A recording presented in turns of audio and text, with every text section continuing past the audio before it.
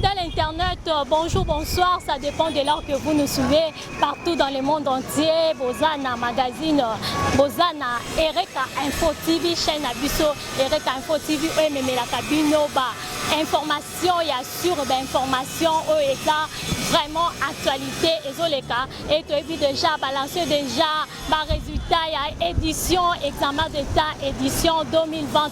Voilà pourquoi tous awa na changu précisément na répétani. Voilà l'ambiance des oreillers awa tous na finaliste bazoleka de part d'autres. Donc poser bango ba question comment bazan la joie na examen la bango oyo bazui na année oyo.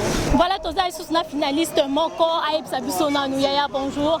Yebisa biso na nous comment on yambi résultat na yo esengo na yo. Donc merci d'abord l'école Nabiso Maison Blanche pour essayer biso et l'homme surprise. Donc ça l'examen Nabiso bien malgré biloba lobake. Donc ça l'examen t'es confinement et malade belé. Donc examen exact donc tout ça l'examen. Donc c'est payé pour basali biso grâce Tozi Nabiso. Donc merci beaucoup merci na ba ministre na ba nyonso. Merci ebele parce que Tozi Nabiso.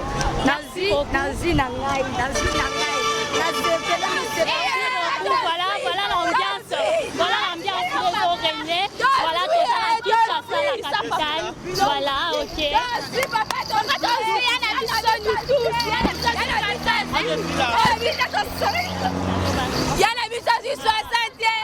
Je suis...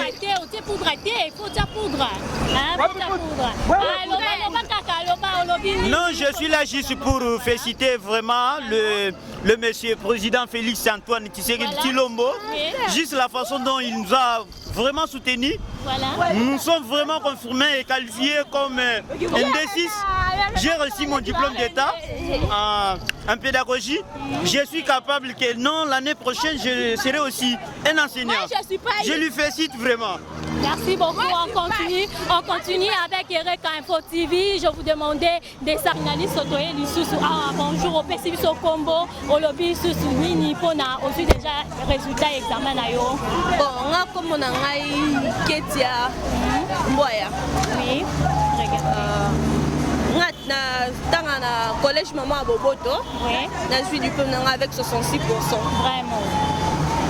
Maman, opesi mukonzambo kanini olobini faut bakisa quelque mot pour la pandémie betaki malgré la pandémie mais aussi diplôme na yo bakisi ata mot pour la chef de l'état bazolanda biso partout dans le monde olobini. Bon, au fait on s'attendait pas trop que tu reçois l'examen d'état vu pandémie comme qui na Kinshasa, on se disait juste que année oyo to kotanga lisusu et to kotanga l'année prochaine mais nous tenons juste à le remercier à pesi sunzela to kotanga ba classe que to continuer et puis to za ba diplôme na biso.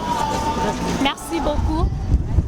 Tu peux ajouter un mot concernant la journée d'aujourd'hui, ma résultat ici est bimi au lobby nini, une ambiance oyo esokoba.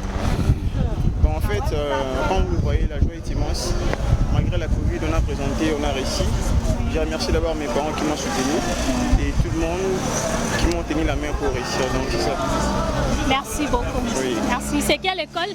Les Charmes, complexe scolaire Les Charmes. Merci beaucoup.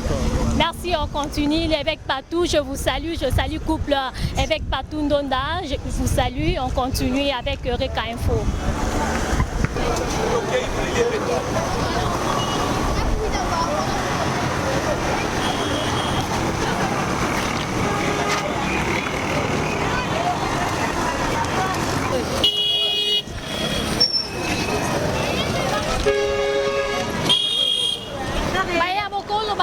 Par rapport à Julien Alison. Moi un mot caca. Et voilà, tolongwe na masina tokomi maintenant na Gili précisément na couleur otobengaka Kimbuta. Voilà l'ambiance ndenge zo régner tozomo na lisusu ndenge ba finaliste basisaki examen la bango session examen d'état session ordinaire de bakenda ki l'église.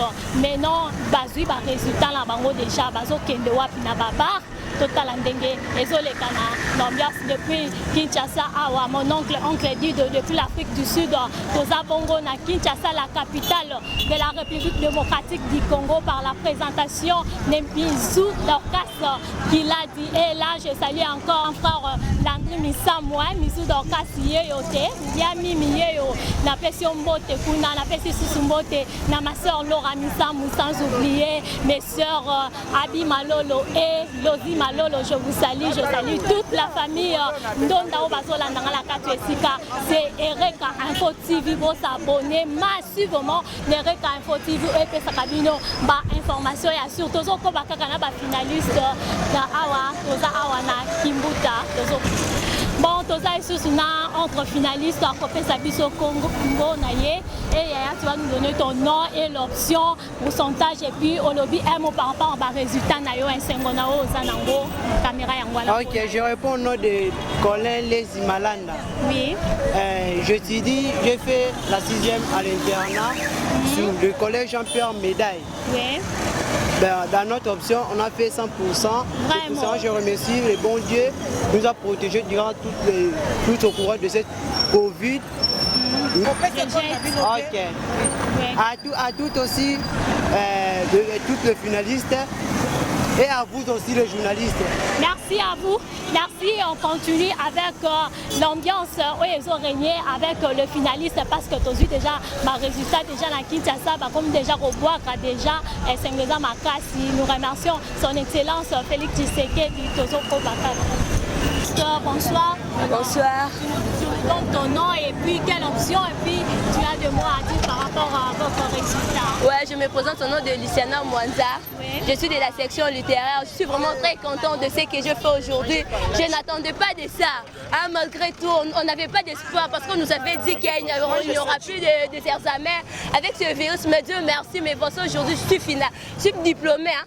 Diplômé d'été avec 61%. Non, je ne sais pas comment dire.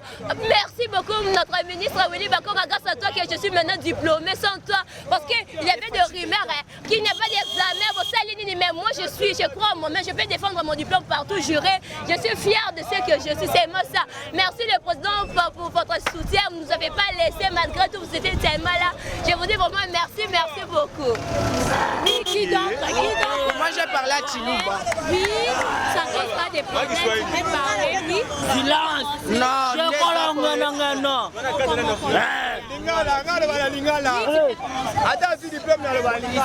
Si batang sanga na pasi baleji bana bantang shamujikenga wakulonga chikala bwalubukola ni ma coronavirus mais nzambi watu enjikras lelwe ngaye chimushinga ngaji ani diplôme ni féliciter muntu wabunyi nanu nyingele nanu merci nanu unimpeshe nanu merci président wetu nanu buye yakaye brabu ibwa fwachi nungumaika chiswaka lelu kena muntu to ha ngasangi bikolo nini sanga jabuyi ha nani sabiso Willy Bakonga ah dona king boma mo qui d'autre oui ana ngaso meko tetela ona ngani babu leko la ngana wefula la moi sa diplôme la Jacques 19 je suis diplômé leko la ngana wefula leko la ngana wefula moi je m'embête ça va me dépasser Frédéric Dimi que la moi sa diplôme pas ni Michel Nzambilo Saka leko la ngana wa mamba au contrat que Félix Tshisekedi otena shana je reçois au anyanya ba muto jalo ne chokola ngana wefula ba buja diplôme chokola ngana wefula. Oui, merci beaucoup, merci les finalistes qui d'autre ngalinga.com. Oui. Nana c'est un vraiment na zaboué baleki nanga basi ya mibal pe bazui bon on a sepé comme casse président Fati coup chapeau mais c'est Willy Bakonga manqué que coronavirus ya kinango ba prolongation to ça mais jusqu'à quand baleki nanga basani va présenter quand même bazui je suis fier de ça na kumisi vraiment président Fati na Ntaligoso après ministre de l'enseignement Willy Bakonga merci pour le chapeau na yo mais continuez ka boye kubunga nzela parce que bunga nzela biso pa neto longo na pour ça qui mais to pesa encouragement merci on va continuer ka bongo président Fati Merci beaucoup. Merci beaucoup, Naba finaliste. Merci, on continue. Merci beaucoup. Merci Nabino Bozake Bele pour la Kolanda. Actualité Oyo, examen d'État Toebike ici déjà Ebimi. Merci Topesi, merci Mingina, chef de l'État, son Excellence Félix Tshisekedi. Apesaki Ningisa été après la pandémie, Oebetaki, mon entier Mobimba Toebike, Baibana, Bayebaki Soutna Kozonga pour nous présenter l'examen la Bango pour bazwa, résultat la Bango. Merci na ministre de l'enseignement secondaire, primaire et technique, son Excellence Willy Bakonga Topesi. Merci Mingi, merci na ba enseignant nyonso Topesi bino, merci na ba Balandaka Erika Info Tikala Pesa, merci Mingi na famille Ndombasi, merci na famille Ndonda, merci beaucoup là à Paris nazomona maman Wivune, mon oncle Ndonda Amédé na Pesi bino Mbote, merci l'équipe technique ya Erika Info, merci na DG Serge Malukanga Tozoko Bakaka, merci na bino Obo Sepela Kolanda Erika Info et Memela Kabino d'actualité na Pesi Mbote sous na